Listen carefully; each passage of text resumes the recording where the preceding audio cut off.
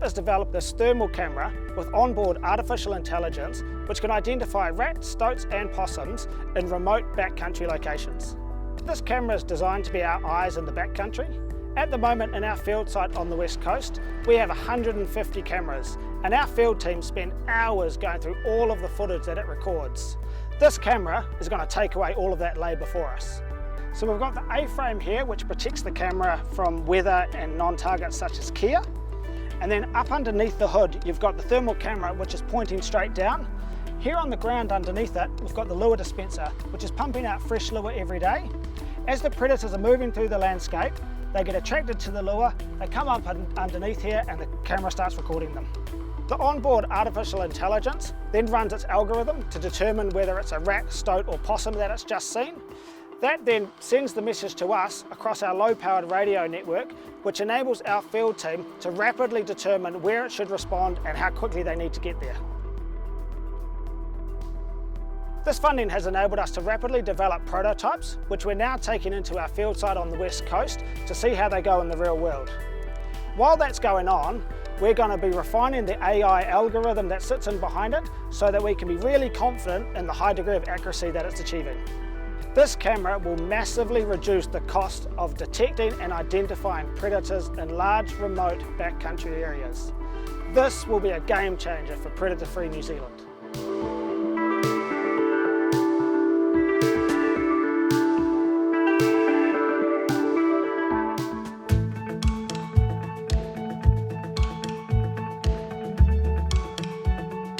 We're developing a product which is a long life dispensing system for lures for pest animals.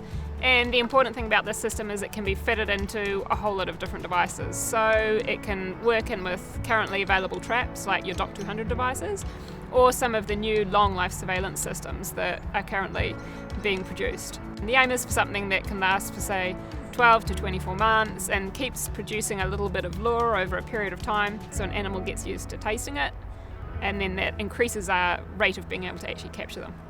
For us, the trickiest part of development is actually making a device which can fit in with a whole lot of different technologies. So you're talking about conventional tools like a wooden box with a trap in it, but also some super sophisticated monitoring equipment. So having something that's modular and able to be customized to different systems is currently our biggest challenge, and also making it extremely cost effective. This funding for us is super critical. There's been this big gap for a while that we've been developing, in particular long life tools. So you might have a detection system that works for say 12 months. The big problem is we've had no lures that last that long to go into these systems. So this is enabling us to link all these technologies together. If we've got a lure system that can work for 12 months, we can put it in resetting traps, we can put it in long life detection systems, and we can use it in conventional traps, which means that the expense involved in going and rebaiting these systems is basically disappears. And that's a massive cost for current control.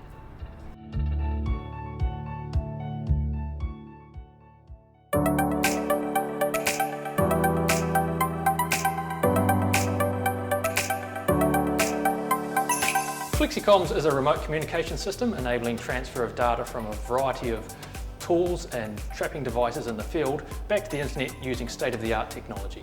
One of the biggest issues facing predator-free groups in New Zealand is the lack of ability to send data from their devices in the field anywhere in the country back to a single location. So Flexicoms provides a way to do this by having a one-stop box which can connect to a multitude of devices and send the data back to the end user. So these nodes here will attach to traps and monitoring devices, collect their data and send it back to the hub, which will then get sent through to the internet. And the hub then communicates with the internet through the most appropriate means. So in an urban environment this could be via Wi-Fi, in a rural environment this could be cellular, and in a remote environment this could be a satellite connection. The benefit of using this approach is we can use the optimal technology to minimise the cost for these nodes for transmitting data back to the internet. It also means that we can incorporate new and emerging technology as it becomes available. We've been working on a concept remote communication system for a number of years now, and what the Predator Free 2050 limited funding is enabling us to do is to take this concept and fully flesh it out and produce a commercial device for end users. We're currently producing our first revision electronic boards, which we're testing in the lab here for the ground-to-ground communication, and then we're going to be heading into the field for field trialling. Flexicoms will enable pest management groups to focus on the eradication of pests while we take care of the remote communications in a simple and effective package.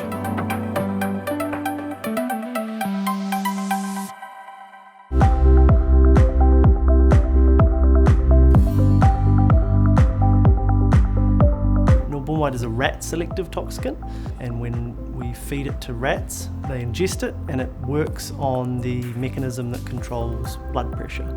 So the result is a rapid, irreversible vasoconstriction. So the blood vessels contract, therefore the oxygen transport around the animal is very limited, which leads to hypoxia, which is lack of oxygen, and then death.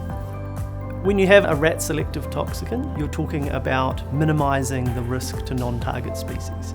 Current toxic baits all have some level of risk, whether it be through animals eating the bait or through residues that get into the target animals and then other animals scavenging them. And so we minimise that risk with current baits by the way we deliver them, either it's through bait stations to restrict non-target access, or navigational systems to have precise delivery of baits if it's aerial delivery.